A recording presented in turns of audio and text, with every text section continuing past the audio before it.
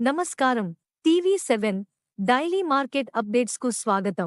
అధిక దిగుబడులిచ్చే పత్తి రకాల సృష్టి, వరంగల్ ప్రాంతీయ వ్యవసాయ పరిశోధన కేంద్రం శాస్త్రవేత్తల కృషి, కల్తీ పత్తి విత్తనాలు, చీడపీడలు, గులాబీ రంగు తెగుళ్లు తదితర కారణాలతో పత్తి సాగు ఆర్థికంగా నష్టపోతున్న రైతన్నలకు ఊరట కలిగించేలా వరంగల్ ప్రాంతీయ వ్యవసాయ పరిశోధన కేంద్రం శాస్త్రవేత్తలు కృషి చేస్తున్నారు.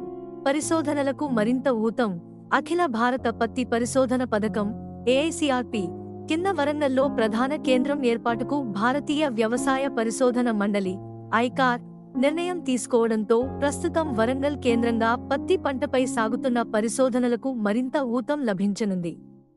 ప్రస్తుతం ఇక్కడ 40 మంది వరకు శాస్త్రవేత్తలు పనిచేస్తున్నారు.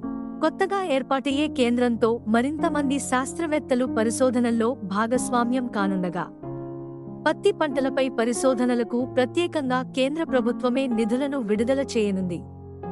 దీంతో కేంద్రంలో మౌలిక వసతులు, వనరులు పెరగనున్నాయి. సాంకేతిక సాయం అందుతుంది. వీరన్న పత్తి పంట ప్రధాన శాస్త్రవేత్త, వరంగల్ ప్రాంతీయ వ్యవసాయ పరిశోధన కేంద్రం ఐకార్ కేంద్రం ఏర్పాటుతో ఇక్కడ జరుగుతున్న పంటలను దేశంలోని వివిధ ప్రాంతాల్లో పరీక్షించేందుకు వీలుంటుంది. అక్కడ ప్రయోగాలు చేసిన వాటిని ఇక్కడ పరీక్షించొచ్చు. పరిశోధనలకు మరింతగా సాంకేతిక సాయం అందుతుంది. దీనివల్ల తక్కువ కాలంలోనే కొత్త రకాలను అభివృద్ధి చేసే అవకాశం ఉంటుంది. ప్రస్తుతం అభివృద్ధి చేస్తున్న దేశీ రకాల పత్తి విత్తనాలు త్వరలోనే రైతులకు అందుబాటులోకి రానున్నాయి. కల్తీ పత్తి విత్తనాలు, చీడపీడలు, గులాబీ రంగు తెగుళ్లు తదితర కారణాలతో పత్తి సాగుతో ఆర్థికంగా నష్టపోతున్న రైతన్నలకు ఊరట కలిగించేలా వరంగల్ ప్రాంతీయ వ్యవసాయ పరిశోధన కేంద్రం శాస్త్రవేత్తలు కృషి చేస్తున్నారు.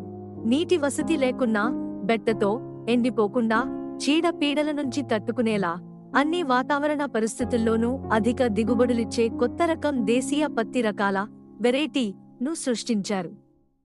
ఇప్పటికే గత 6 ఏళ్ల నుంచి ప్రయోగాత్మకంగా ఈ విధానంలో పత్తిని స్థానిక పరిశోధన కేంద్రంలో సాగు చేస్తున్నారు. మరికొన్నాళ్ల పాటు పరీక్షించి అత్యుత్తమ ఫలితాల అనంతరం వీటిని రైతులకు అందుబాటులో తీసుకురానున్నారు. ఇవి అందుబాటులోకి వస్తే రైతులు బయట విత్తనాలు కొనాల్సిన అవసరం రాదు. సాగు చేసిన పంట నుంచే గింజలను తీసి తిరిగి విత్తుకోవచ్చు. హైబ్రిడ్, కొత్త వంగడాల విత్తనాలను సాగు చేస్తే రైతులకు ఈ అవకాశం ఉండదు.